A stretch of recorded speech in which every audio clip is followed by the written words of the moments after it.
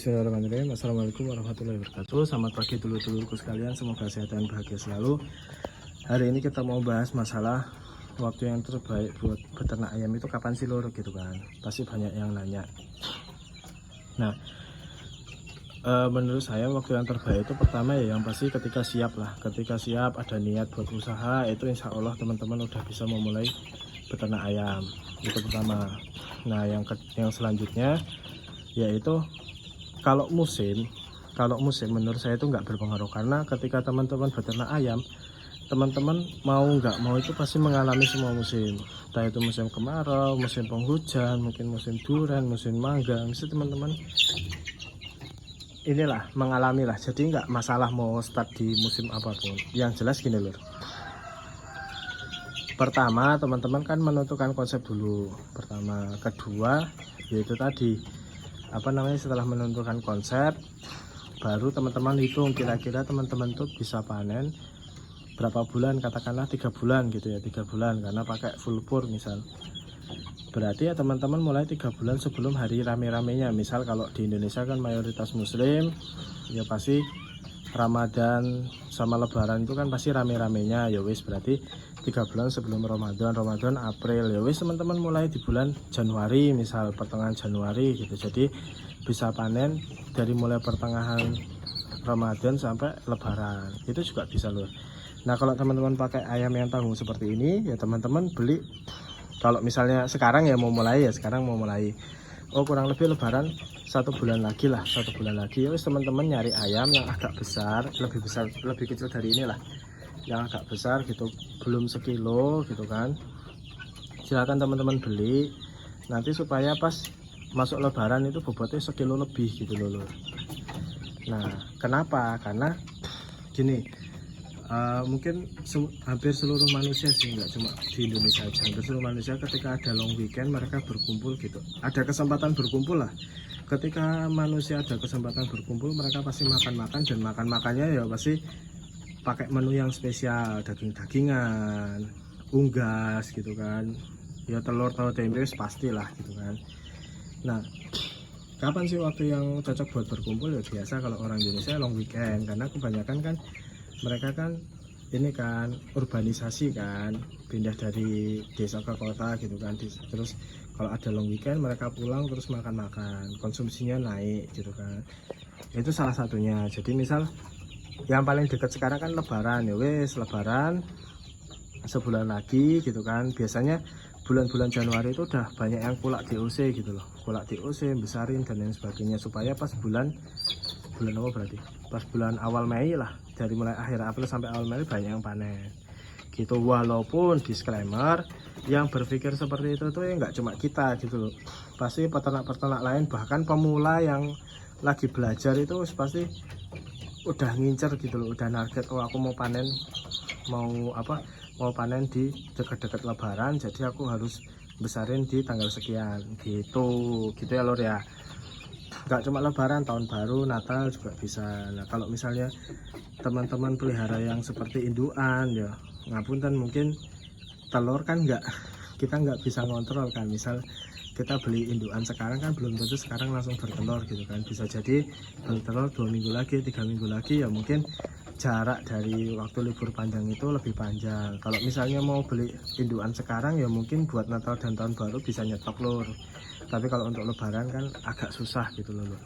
Itu pertama, itu awalnya. Terus habis itu ya teman-teman juga ini juga memperhatikan harga. Sebenarnya kompleks sih lor, kayaknya kalau kuliah di manajemen peternakan dan lain sebagainya gitu mesti diajari juga. Kayak misal kita itu harus ngelihat harga barang konsumsi lain, misal harga daging-dagingan, harga telur dan lain sebagainya gitu kan. Telur, terus tahu tempe gitu. Jadi gini, misal kayak kemarin kan sempat harga telur anjlok lah, turun banget kan di bulan Oktober apa September gitu, saya lupa, anjlok kan. Itu mau nggak mau ya ayam juga ikut turun, karena dia harus menyesuaikan gap dengan telurnya itu tadi, supaya orang-orang masih mau beli ayam itu tadi. Jadi kan katakanlah orang yang pendapatnya sekian sehari-hari lebih sering makan telur, pendapatan sekian sehari-hari lebih sering makan ikan, pendapatan sekian sehari-hari sering makan ayam, sampai ada yang sering makan daging gitu kan. Ya sama, ketika harga telur normal terus harga ayam belum naik, pasti orang-orang yang biasa konsumsi telur, wah daripada beli telur kita mending beli ayam gitu kan. Jadi ayamnya banyak demandnya, banyak permintaan.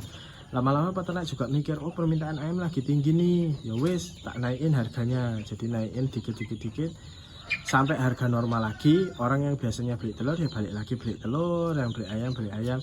Sama sekarang juga lagi momentum lur menurut saya, karena harga daging-dagingan kayak sapi gitu kan lagi tinggi kan ya lur, lagi tinggi. Mungkin orang yang biasa konsumsi daging sapi bakal berpikir 2 kali buat wah beli daging sapi tiap hari agak tekor ya. Maksudnya sebulan, katakanlah sebulan biasa mengkonsumsi 10 kali lah, 10 kali daging sapi gitu kan. Jadi mikir-mikir ya wes daging sapinya gak konsumsi mungkin diturunkan jadi 5 kali atau 4 kali, terus sisanya pakai apa, mending beli daging ayam gitu.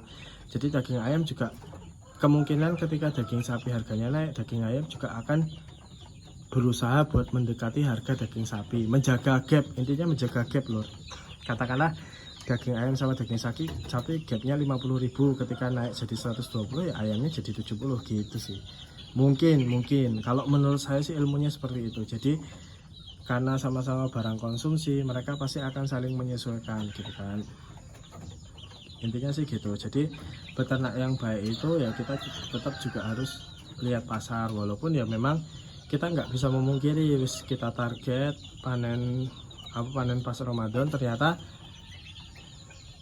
qadarullahnya sebelum awal-awal Ramadan udah bisa panen semua gitu kan, dengan harga yang nggak seperti pas Lebaran. Ya namanya rezekinya cepet panen ya udah, berarti kan manusia itu cuma bisa berusaha, kita cuma bisa mengusahakan, oh aku pengen segini, tapi kan yang berkehendak tetap berkehendak, manusia cuma bisa berkehendak, yang menentukan tetap yang di atas gitu loh maksudnya. Jadi jangan wah ini ilmunya kayak gini tapi nyatanya panen gini, karena kita juga nggak tahu. Misal ya jika ayam kayak gini kan nggak mungkin Lebaran panen, tapi misal qadarullah Lebaran mereka bisa bobot sekilo kan nggak tahu lagi rezekinya gitu kan. Maksudnya namanya rezeki gitu kan. Atau yang besar-besar kayak gitu kan ada yang tahu-tahu di sana. Terus target pas Lebaran kayaknya aku bisa panen kurang lebih 10 ayam gitu kan. Lah kalau misalnya qadarullah belum bisa 1 kilo gitu kan, harus melewati dulu ya, kita nggak ada. Namanya usaha kita nggak ada yang tahu. Cuma namanya ketetapan itu kita nggak tahu, kita cuma bisa berusaha gitu lor ya, berusaha buat seoptimal mungkin kita panen, bisa untung semaksimal mungkin gitu. Nah nanti sisanya kan kita serahkan sama yang di atas, intinya gitulah wis lor ya gitu. Jadi waktu yang tepat buat buat mulai itu nggak usah lihat musim, nggak usah lihat nggak usah lihat tanggal gitu kan ya. Nggak usah lihat tanggal, lihat tanggal pasti. Nggak usah lihat musim, nggak usah lihat kanan kiri, yang penting ketika ada tanggal rame ya wis. Ketika ada tanggal rame di start langsung 3 bulan sebelum itu atau 4 bulan sebelum itu teman-teman udah siap-siap.